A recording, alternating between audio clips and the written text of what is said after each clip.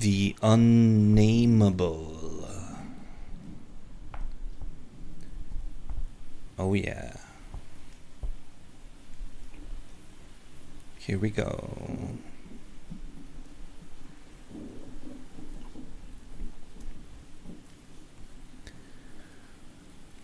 We were sitting on a dilapidated 17th century tomb in the late afternoon of an autumn day at the old burying ground in Arkham, and speculating about the unnamable.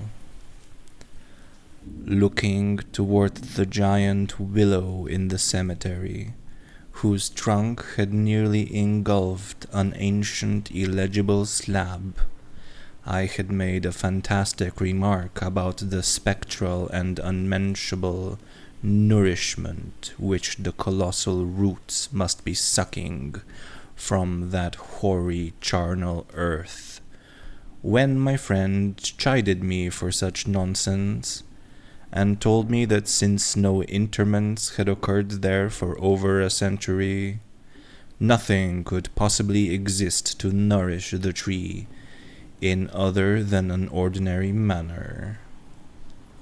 Besides, he added, my constant talk about unnamable and unmentionable things was a very puerile device, quite in keeping with my lowly standing as an author. I was too fond of ending my stories with sights or sounds which paralyzed my hero's faculties, and left them without courage, words, or associations to tell what they had experienced. We know things, he said, only through our five senses or our religious intuitions, wherefore it is quite impossible to refer to any object or spectacle which cannot be clearly depicted by the solid definitions of fact or the correct doctrines of theology, preferably those of the Congregationalists, with whatever modifications tradition and Sir Arthur Conan Doyle may supply. With this friend, Joel Manton, I had often languidly disputed. He was principal of the East High School, born and bred in Boston, and sharing New England's self-satisfied deafness to the delicate overtones of life. It was his view that only our normal objective experiences possess any aesthetic significance, and that it is the province of the artist not so much to rouse strong emotion by action, ecstasy, and astonishment, as to maintain a placid interest and appreciation by accurate, detailed transcripts of everyday affairs. Especially did he object to my preoccupation with the mystical and the unexplained. For although believing in the supernatural much more fully than I, he would not admit that it is sufficiently commonplace for literary treatment, that a mind can find its greatest pleasure in escapes from the daily treadmill, and in original and dramatic recombinations of images usually thrown by habit and fatigue into the hackneyed patterns of actual existence, was something virtually incredible to his clear, practical, and logical intellect. With him, all things and feelings had fixed dimensions, properties, causes, and effects, and although he vaguely knew that the mind sometimes holds visions and sensations of far less geometrical, classifiable, and workable nature, he believed himself justified in drawing an arbitrary line and ruling out of court all that cannot be experienced and understood by the average citizen. Besides, he was almost sure he was almost sure that nothing can be really unnamable. It didn't sound sensible to him. Though I well realized the futility of imaginative and metaphysical argument against the complacency of an orthodox sun-dweller.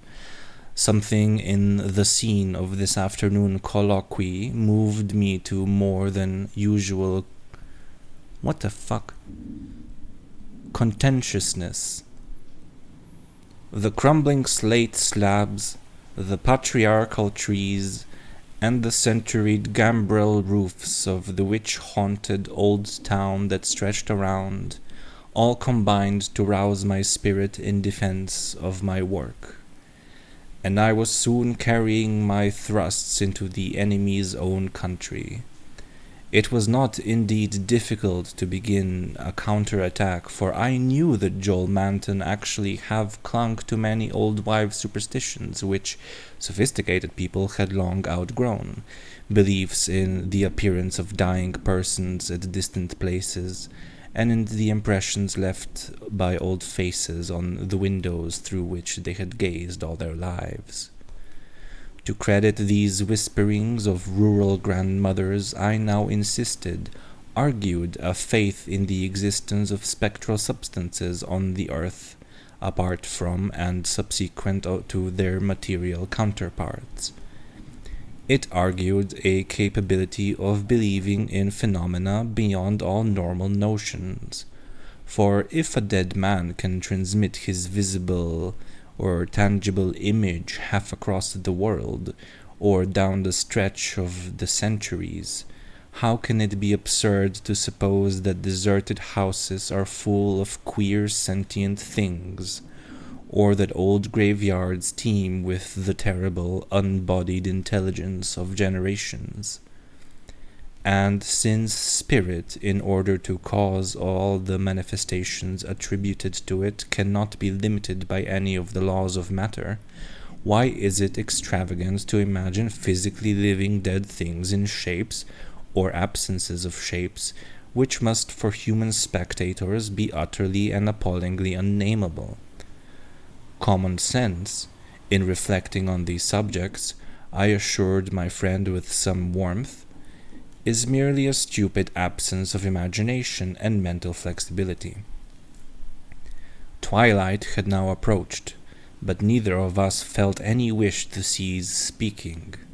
Manton seemed unimpressed by my arguments and eager to refute them, having that confidence in his own opinions which had doubtless caused his success as a teacher, whilst I was too sure of my ground to fear defeat.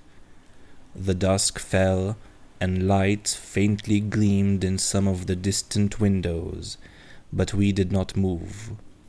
Our seat on the tomb was very comfortable, and I knew that my prosaic friend would not mind the cavernous rift in the ancient, root-disturbed brickwork close behind us, or the utter blackness of the spot brought by the intervention of a tottering, deserted 17th century house between us and the nearest lighted road.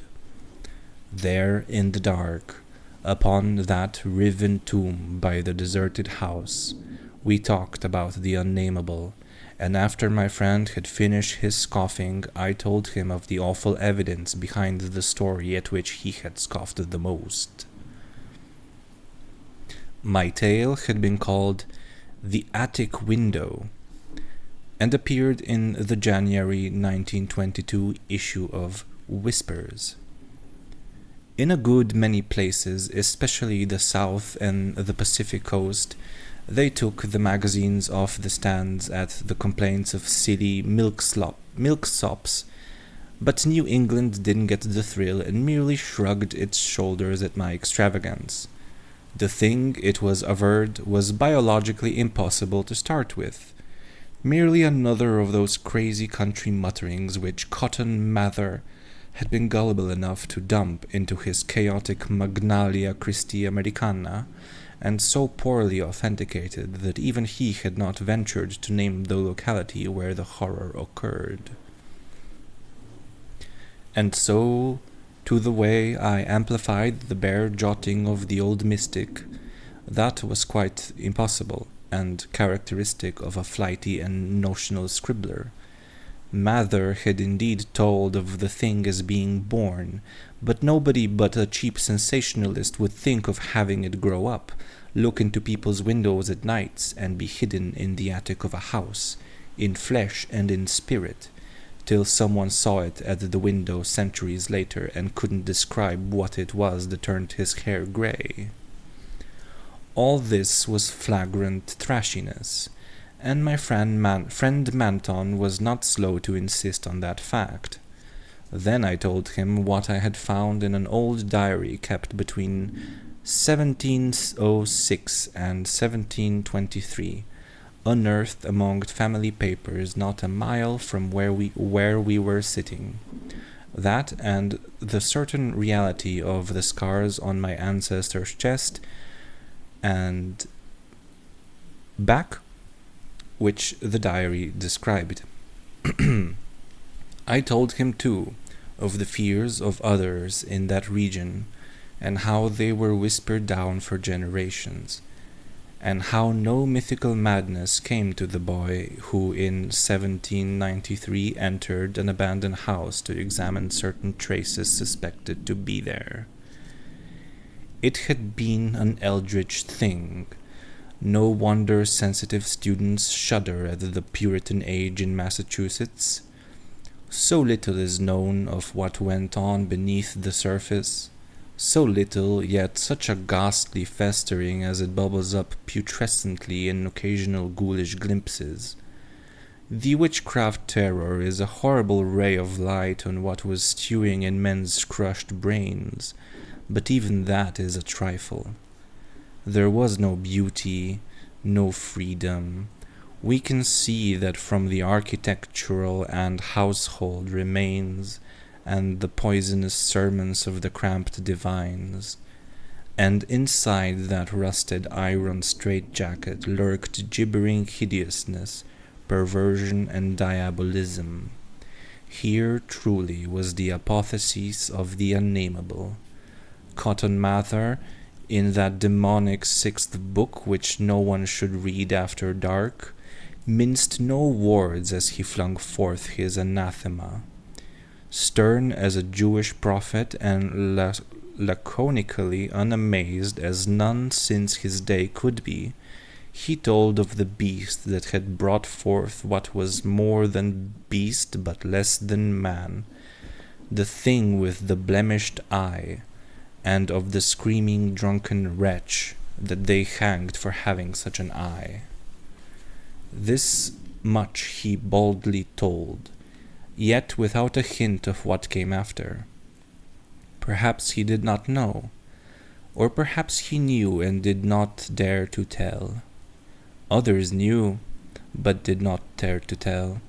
There is no public hint of why they whispered about the lock on the door to the attic stairs in the house of a childless, broken, embittered old man, who had put up a blank slate slab by an avoided grave, although one may trace enough evasive legends to curdle the thinnest blood. It is all in that ancestral diary I found. All the hushed innuendos and furtive tales of things with a blemished eye seen at windows in the night, or in deserted meadows near the woods. Something had caught my ancestor on a dark valley road, leaving him with marks of horns on his chest, and of ape-like claws on his back, and when they looked for prints in the trampled dust they found the mixed marks of split hooves and vaguely anthropoid paws. Once a post rider said he saw an old man chasing and calling to a frightful loping nameless thing on Meadow Hill, in the thinly moonlit hours before dawn, and many believed him. Certainly, there was strange talk one night in 1710, when the childless broken old man was buried in the crypt behind his own house in the sight of the blank slate slab. They never unlocked that attic door, but left the whole house as it was. dreaded and deserted. When noises came from it, they whispered and shivered, and hoped that the lock on that attic door was strong. Then they stopped hoping when the horror occurred at the parsonage, leaving not a soul alive or in one piece. With the years, the legends take on a spectral character. I suppose the thing, if it was a living thing, must have died. The memory had lingered hideously, all the more hideous because it was so secret. During this narration, my friend Manton had become very silent, and I saw that my words had impressed him. He did not laugh as I paused, but asked quite seriously about the boy who went mad in 1793, and who had presumably been the hero of my fiction. I told him why the boy had gone to that shunned, deserted house, and remarked that he ought to be interested, since he believed that windows retained latent images of those who had sat at them. The boy had gone to look at the windows of that horrible attic, because of tales of things seen behind them, and had come back screaming maniacally. Manton remained thoughtful as I said this, but gradually reverted to his analytical mood. He granted for the sake of argument that some unnatural monster had really existed, but reminded me that even the most morbid perversion of nature need not be unnamable or scientifically indescribable. I admired his clearness and persistence, and added some further revelations I had collected among the old people. Those later spectral legends I made plain related to a monstrous apparitions more frightful than anything organic could be, apparitions of gigantic bestial forms, sometimes visible and sometimes only tangible, which floated about on moonless nights and haunted the old house, the crypt behind it, and the grave where a sapling had sprouted, beside an illegible slab.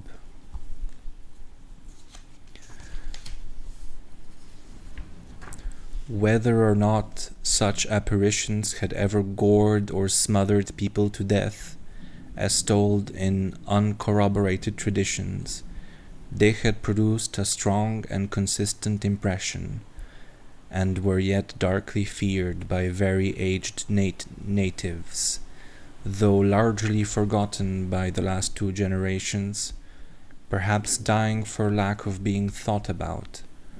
Moreover, so far as aesthetic theory was involved, if the psychic emanations of human creatures can be grotesque distortions, what coherent representation could express or portray so gibbous and infamous a nebulosity as the spectre of a malign chaotic perversion, itself a morbid blasphemy against nature? Molded by the dead brain of a hybrid nightmare, would not such a vaporous terror constitute in all loathsome truth the exquisitely, the shriekingly unnamable? The hour must now have grown very late. A singularly noiseless bat brushed by me, and I believe it touched Manton also, for although I could not see him, I felt him raise his arm. Presently he spoke. "But is that house with the attic windows still standing and deserted?" "Yes," I answered. "I have seen it." "And did you find anything there, in the attic or anywhere else?" "There were some bones up under the eaves. They may have been what the boy saw. If he was sensitive, he wouldn't have needed anything in the window glass to unhinge him. If they all came from the same object, it must have been an hysterical, delirious monstrosity. It would have been blasphemous to leave such bones in the world, so I went back with a sack and took them to the tomb behind the house. There was an opening where I could dump them in.